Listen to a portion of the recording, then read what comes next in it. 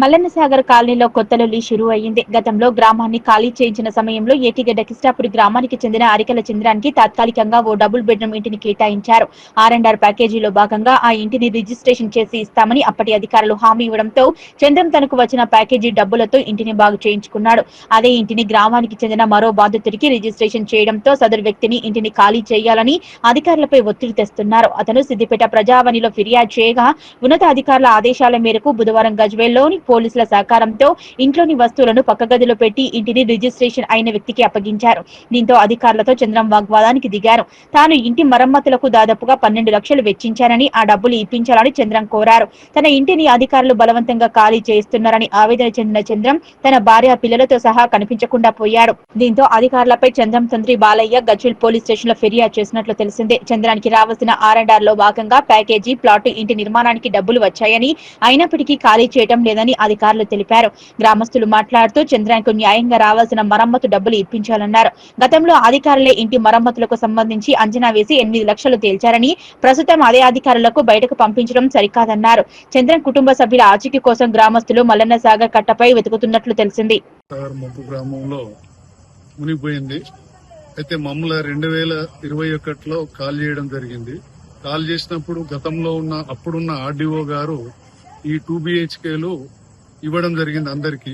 కొన్ని మిగిలి ఉన్న ఇండ్లను వీళ్ళు ఇప్పుడు అరికల చంద్రం అనే ఉన్న ఇంటి ఆయన ప్లాట్ ఆప్షన్ ఉన్నది.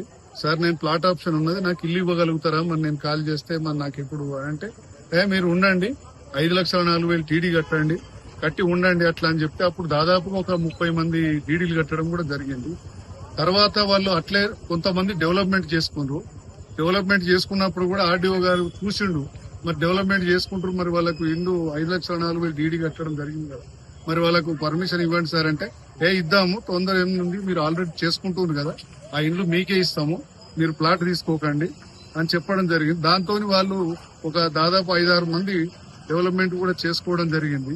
చేసుకున్న తర్వాత ఈ కోర్టుకు సంబంధించిన వ్యక్తులు కొంతమంది కావాలని ఆ డెవలప్మెంట్ చేసుకున్న ఇళ్లనే రిజిస్ట్రేషన్ చేసుకోవడం జరిగింది.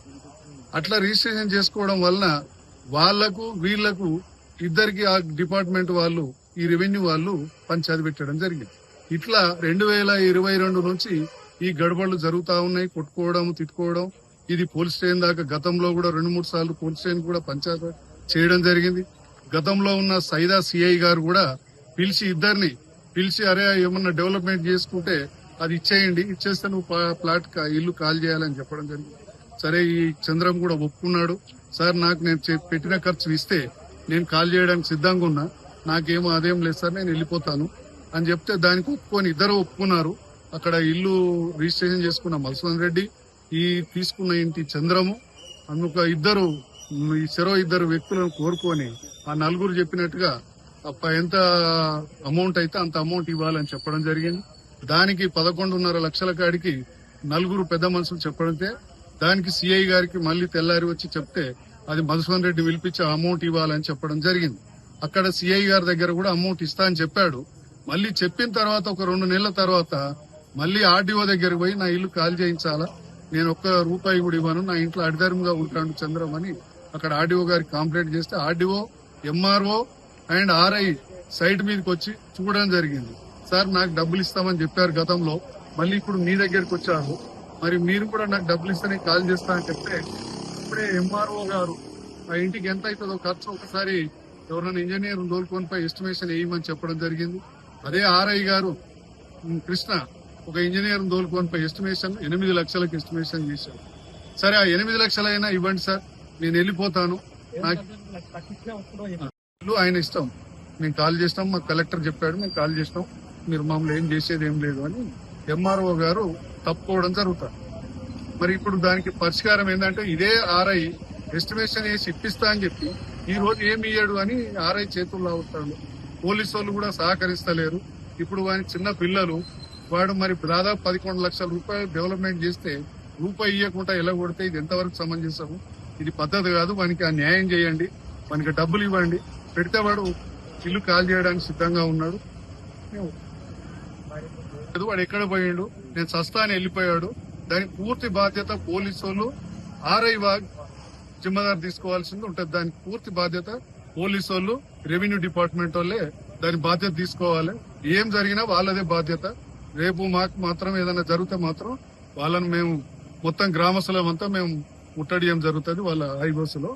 దాన్ని పెద్ద ఎత్తున చేయడం ఏమన్నా ఇబ్బంది జరిగితే పిటిషన్ ఇప్పుడు ఇవ్వడం జరిగింది. పిటిషన్ కూడా ఇచ్చాము. 11 గంటల నుంచి పోలీసులు వచ్చారు, బందోబస్తుకు వచ్చారు, ఆర్ఐ గిట్లు వచ్చారు. అందరు వచ్చి మావాడు లేడు, మావాడిని పిలిపించి దౌర్జన్యంగా ఇప్పటి నుంచి 5-6 సార్లు ఇట్లే చేసినా గానీ ఆర్ఐ గిట్లా సపరేట్గానే వచ్చి పైసలు ఇప్పిస్తాం, కన్స్ట్రక్షన్ పైసలు ఇప్పిస్తా అని అన్నాడు. ఇంతవరకు ఇప్పేయలేదు. దర్జాంగా వచ్చి ఇలా ఆర్ఐ ఏమంటుందంటే ఏమి ఇచ్చేయలేదు, కాల్ చేయండి అని సామాన్ బయటేసి పోలీసులతో బయట మస్కూరులతో బయటేసి పోలీసులను వాళ్ళను వేరే అది మధుసూదన్ రెడ్డి అన్ని ఉంచిండు, లోపల ఉంచి మమ్మల్ని బయటకు నూపిండు. అప్పటి నుంచి వాడు చనిపోతాను బయటకు వెళ్ళిపోయిండు. 5 గంటలు అవుతుంది, ఇప్పటి వరకు కూడా ఆ చిక్కుడు లేదు. ఎవరెవరు పేరు తప్పేరు? 4, మా తమ్ముడు, 2 పిల్లలు, మా మరద. 11 గంటలకు పోలీసు వాళ్ళు వచ్చారు వీళ్ళ ఇంటికి, చంద్రమౌళి ఇల్లు. వాళ్ళ ఇల్లు మా ఇల్లు దగ్గర ఉంటాయి. 11 గంటల నుంచి 5 గంటల దాకా చంద్రమ అనేటైనా లేడు. 5 గంటలకు రాగానే ఆర్ఐ కృష్ణ మొత్తం ఇది పోలీస్ బందోబస్తు తోటి వచ్చి వాళ్ళని బయట గుంజేసి వాళ్ళ ఇంట్లో సామాన్ మొత్తం తీసి బయట వేయడం జరిగింది. వాళ్ళు అప్పుడు ఇక గజ్వేల్ దాకా నడుచుకుంటూ వచ్చారు. వాళ్ళ అమ్మతో సంతోష్ మాత టెంపుల్ ముందట తిరిమి వచ్చి పడిపోయింది.